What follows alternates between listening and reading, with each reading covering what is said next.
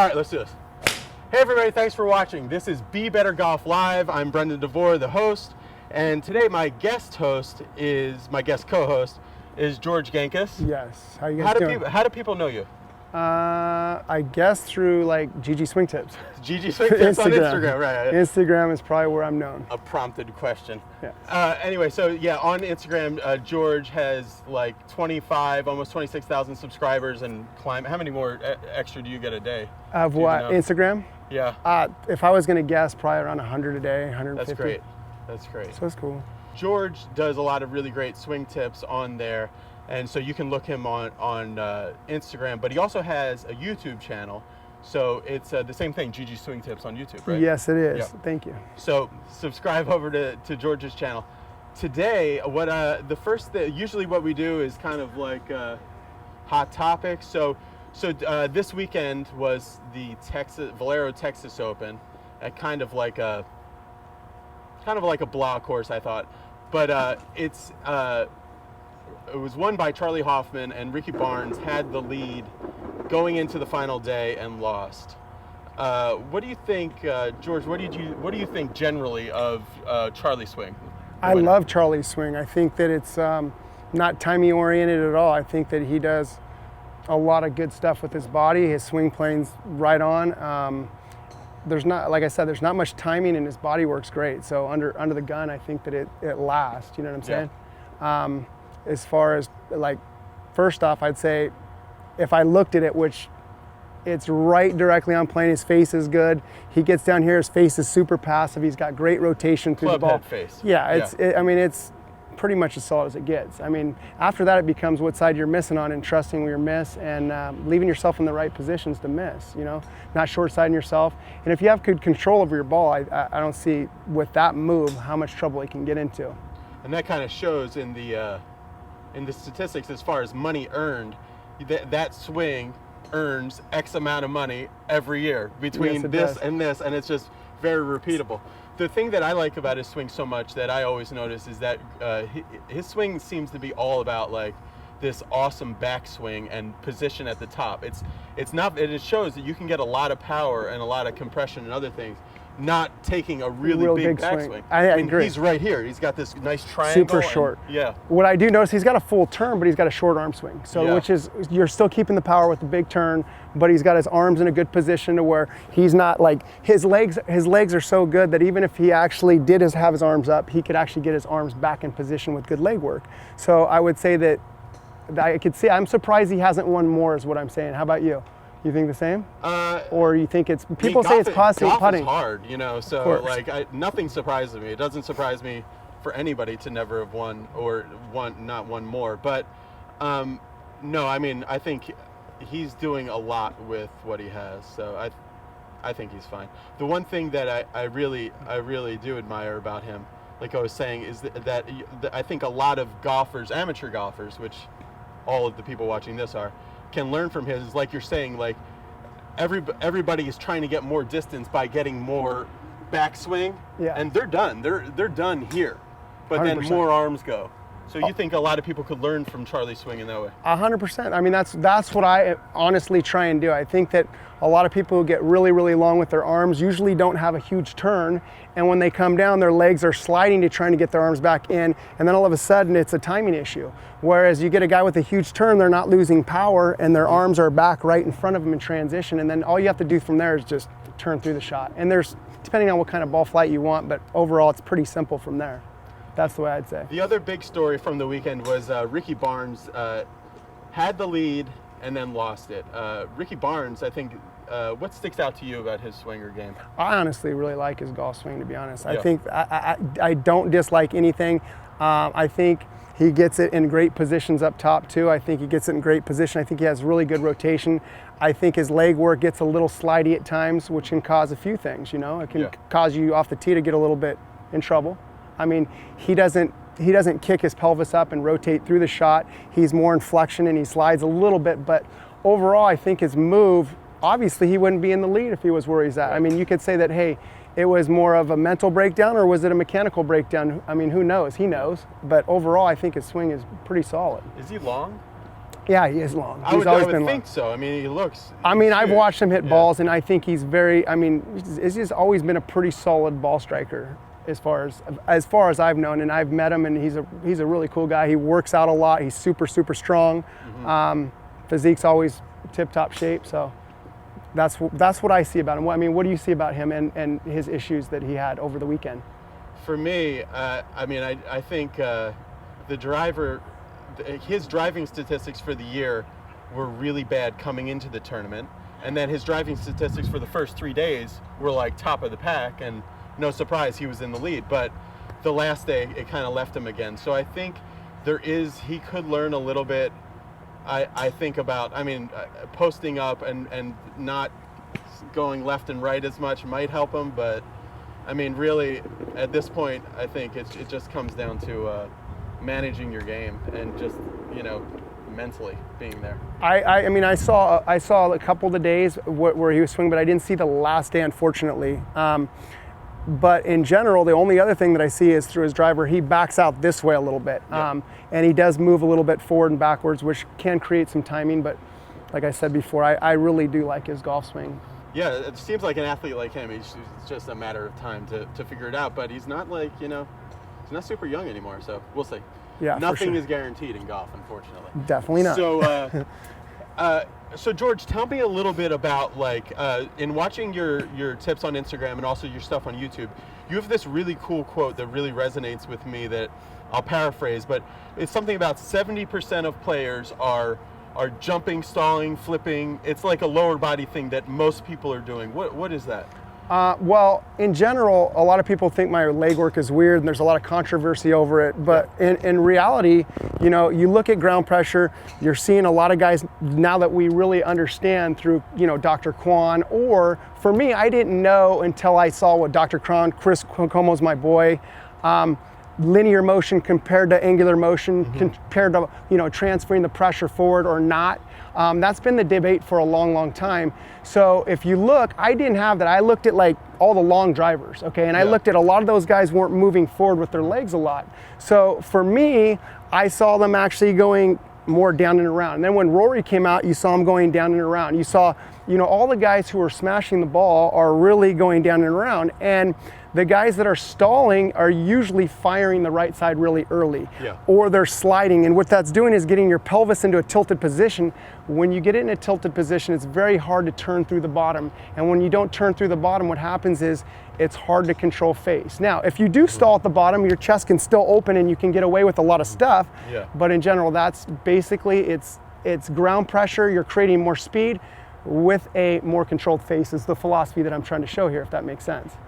Yeah, so when you're talking about tilted pelvis, is that early extension? Well, it can where be. Is that? Well, should I demonstrate for them? Yeah, let's okay. Check it out. So if I took this chair here and I took all my sticks in, but I will grab a stick here, excuse me. Perfect. So in general, my pelvis is right here, my spine's attached, my shoulders are actually obviously attached. Yeah. So anytime that I actually slide my legs this way, my pelvis is now tilted, my spine's attached, everything goes back, okay? So anytime, the problem that people are seeing is if you get max pressure down, you're getting ground pressure from here, right? So what is that doing to my left side of my pelvis? It's moving my head where? Forward, correct? So all of a sudden, I can keep this right side here, and now where am I? Centered, okay? So if I stayed here, my pelvis is still not dropped in. So anytime I push off this right side or my right knee goes inside this outside right hip, my pelvis tilts, my spine tilts, and then it's very hard to turn from that position, okay? So you run out of hip real quick. You run out of hip real quick. So can you do it? Yeah, I mean, you get a lot of great players who are tilting their pelvis like this, but most of them are playing draws or trying to have a time move, or they've got really good chest rotation. So anytime I get a guy who's getting here and they're going early extension of the knees or the legs, what are they doing? They're having to throw early. So what I really like my players to do is stay in flexion and turn all the way around without the right knee going internal. This is going all the way around without linear motion. And so is there pressure forward? Yes, there is. So people go, how can you get pressure forward without that? If this left side of the pelvis is lower without your upper body going forward, you can still have pressure forward, okay? And then you get to here, then you have the option to kick up, or you can just stay in flexion and turn depending on the shot you want. So really, in general, anytime you start moving your legs forward, you're gonna get a stall. Does it make sense? And by the way, there's a lot of guys who have great moves that stall, and that's okay. But the fact is I try to take that out, okay? That's where I'm at with my motion. Yeah, the one post on Instagram you had that I really liked was showing Jamie Sedlowski's swing, and you put this line on his hips, and you see, tell me about that. What you put up? What Jamie Sedlowski? Well, the thing is I like to see, first off, his when he goes up to the top, he goes up, his left side of his pelvis goes down and around, right? His right side doesn't drop. His right knee doesn't go internal, which means the left side of his pelvis goes down and around. Yes, it goes down and around. It's lower than his right, but he has this centered right here. Now, who else does that? Jordan Spieth is very, very similar to that. Jordan Spieth is around in flexion, around in flexion, around in flexion, and then you'll see him push up off that right side. Okay. Now, in general, if you look at both of them though, before they do that, you can see from this, you can see this whole quad coming here. That's where they're firing up. Or you, like I said, you could be more like Sergio and just stay in flexion. But I'm not seeing them tilting their pelvis like this. No. You can, like I said before, there's a lot of ways to do it. And it's all matchups. So that's the key for me, is I'm always looking at players and going, do I have to change this? No. When it comes to like, this channel is all about the better golfer, you know, somewhere in a single digit kind of golfer that is just plateaued and stuck. So the question I ask a lot of people is, the USGA came out with this thing, I think almost 10 years ago now, saying that all high percentage of golfers, after they've been playing for 3 years, have hit their maximum of their potential and they will get no better. How can somebody that's been playing golf get better at golf? Generally, I mean, it's such a I would definitely. Well, do you believe that?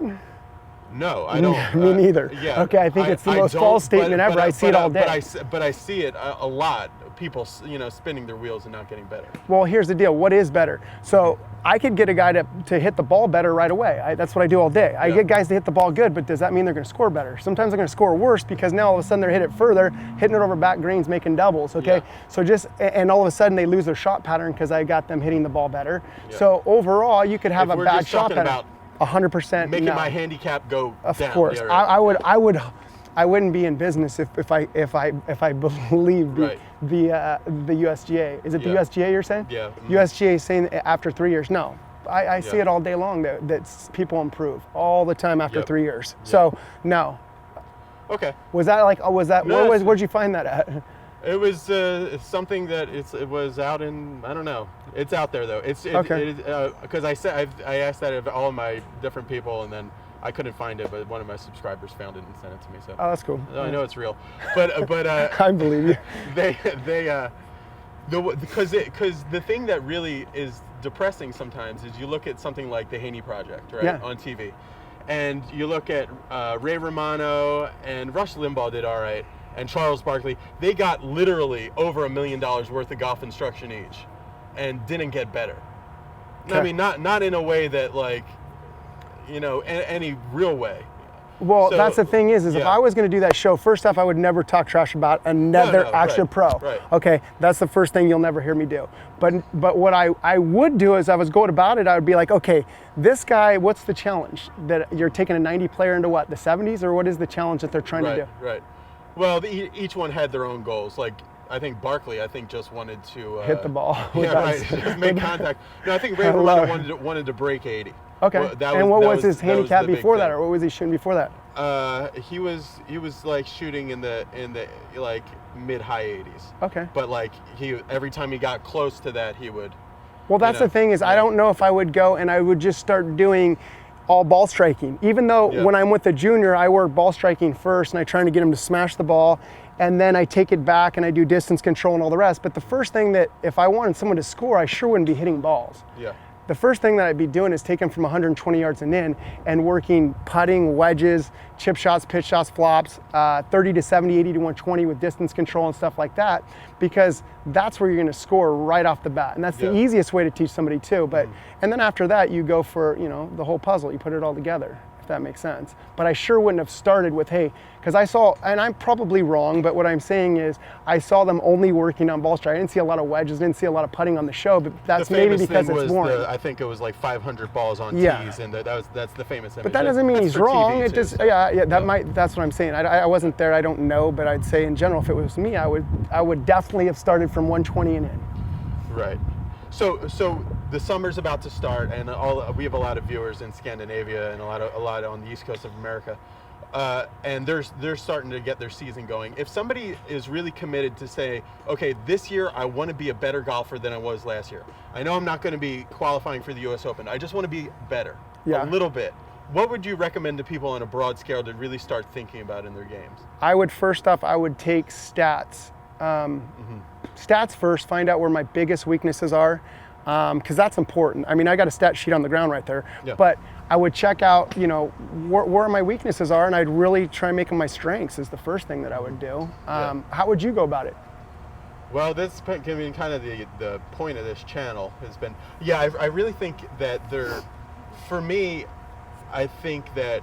Would you go straight into ball striking first? I would, just because I think that most people I'm seeing, that I see, and then in myself too, they only have like one or two things that if they could actually change that, their motion wise, I think that can, because I could like maybe get somebody to be a little bit better by a ton of practice and a ton of other stuff, but to really have a transformative moment, I think it's that 10,000 hour rule, and I think it's changing your motion. Okay. It's kind of like, but do you think like when somebody comes and they have a motion that's kind of like in their golf DNA, and they cannot, like, let's talk about like early extension, right? You have somebody's like really wanting to hit the ball like this.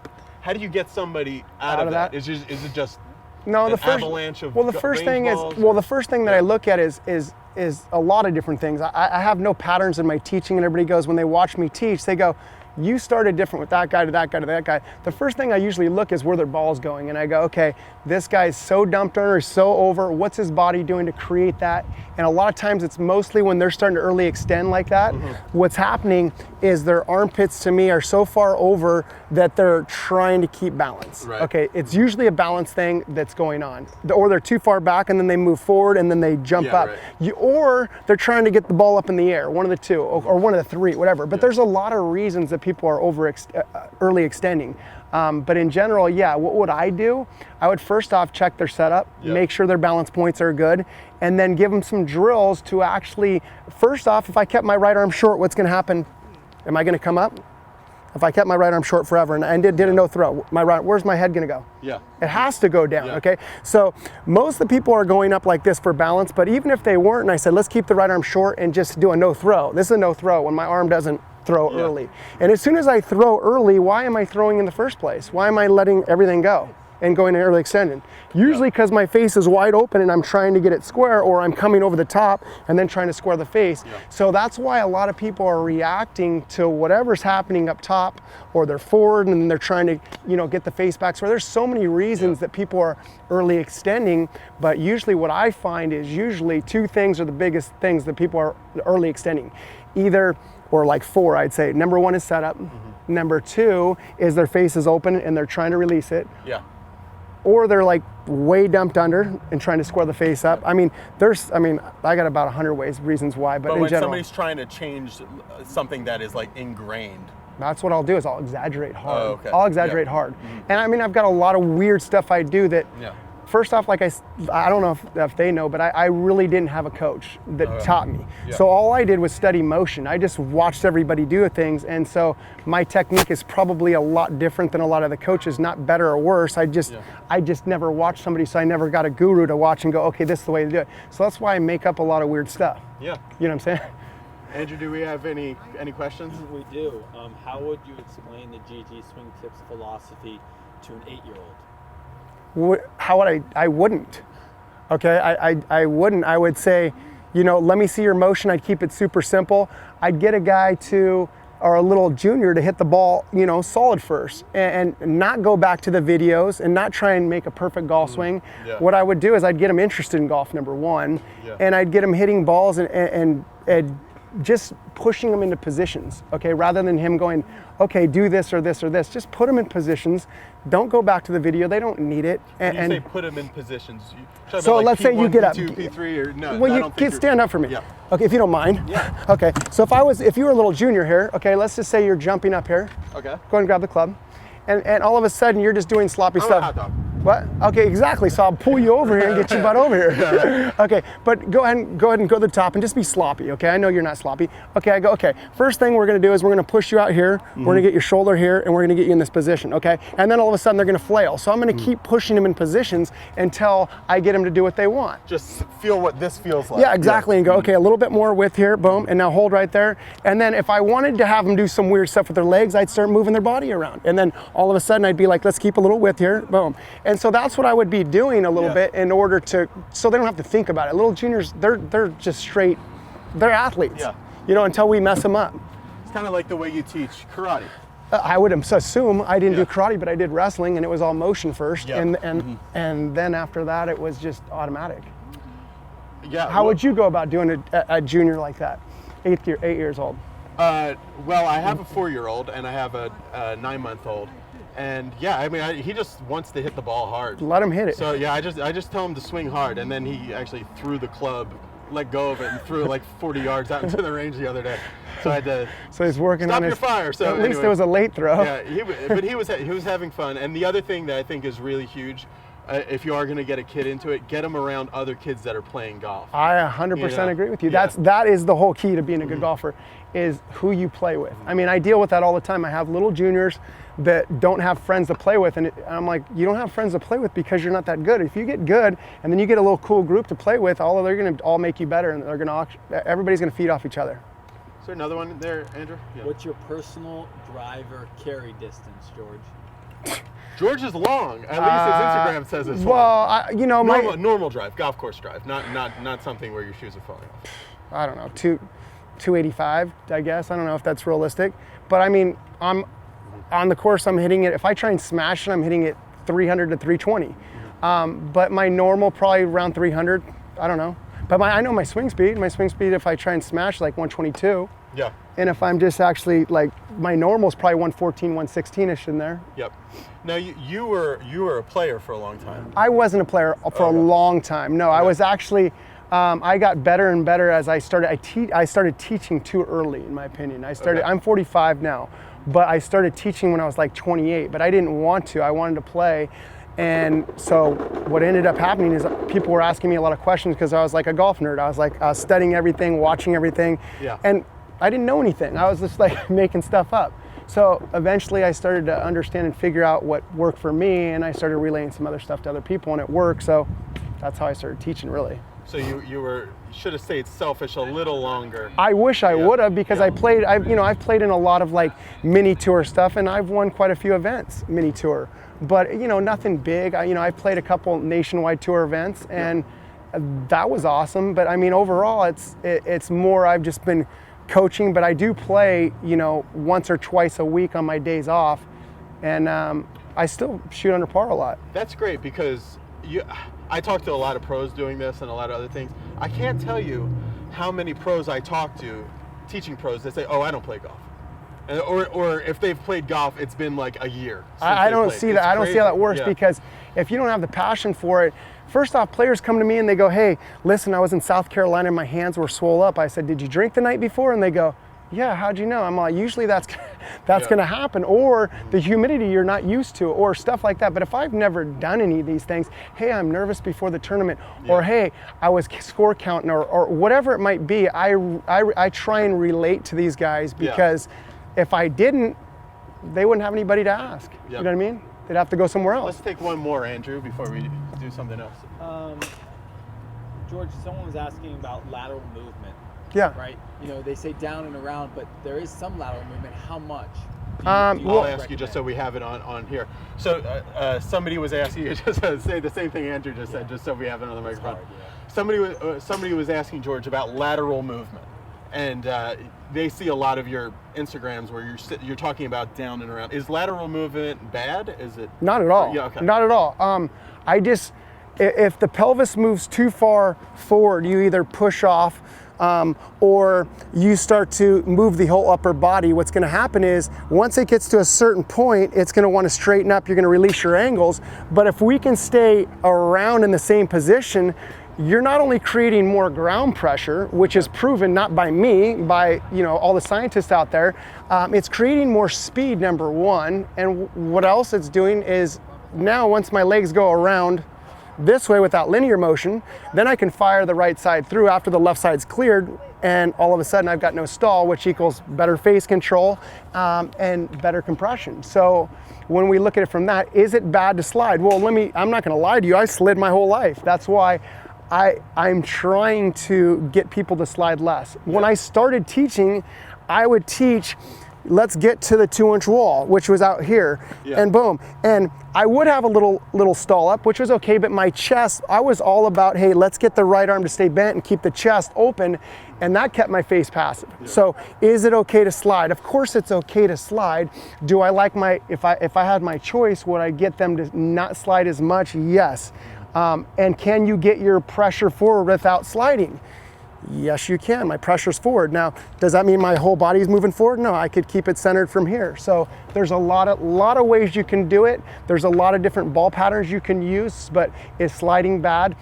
To me, if someone said it's sliding bad, no, it's not bad.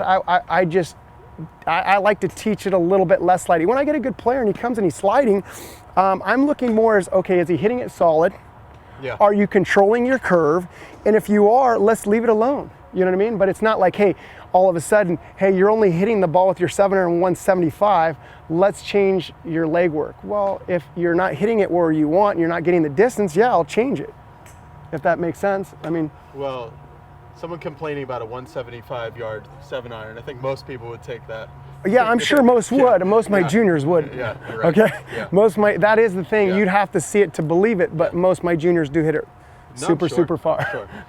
So if somebody would, do you think like if there was one thing just of all golfers that are playing that is like something that it's almost like an epidemic in people's swings, do you think that something like that exists? I do. I think that there's a law of perfect posture that people are falling into. Just that you have to have a dead straight back and setup wise, and I think it's killed the golf game. I've also think that there's a law of, hey, you got to keep your feet grounded and your left knee can't move in, okay? Yeah. Because it's too old school. I think that's a big problem to me. I think that, even people who will get their pivot a little this way, you can still get away with that if you sit, but the problem when most people start getting this way, they start sliding. So there's a lot of ways that you can match things up that are traditionally, or people say are bad, but overall, I think the setup, when people get too straight and their armpits get over their toes, and all of a sudden to keep balance, they will early extend all day. So what is that doing? Most players are going, okay, keep your butt back forever, and all of a sudden they're falling on their face, but they're keeping within their parameters, but now they can't rotate. Why can't they rotate?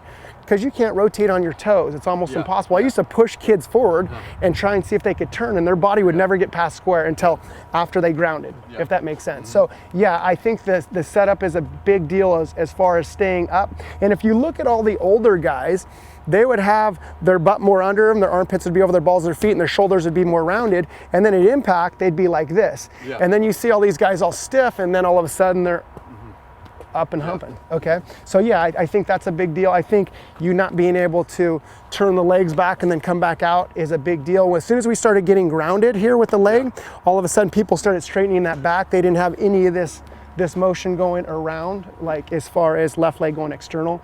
So I think that those are some of the biggest deals. Yeah, I see a lot of that. I do too. What? So now, do we have any golf clubs here? Yeah. Grant, let's grab some golf clubs, and we'll go to the part of the show where. Okay. Well, we have this golf club. Okay. It's an old school driver. It's like a ladies' driver. Is that cool? Sure. When you see somebody comes in, and their takeaway move is this. Yeah. Which is like, I think like so many people are doing this. This lowing around.